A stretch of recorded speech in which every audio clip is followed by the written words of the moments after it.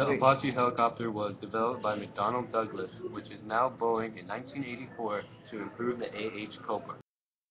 The Apache helicopter is widely used in Israel, Egypt, the Netherlands, Greece, Japan, Saudi Arabia, the UK, and the US. USA has 800 in service and Boeing has 1,000 exported.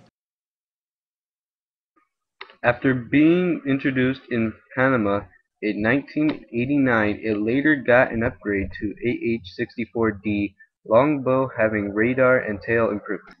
The reason the Apache helicopter took so long to upgrade was the fact that it already had a lot of firepower. It has the Hellfire missile that has laser guidance technology. It also has the M230 chain gun that never gets jammed and is only attachable to the Apache helicopter.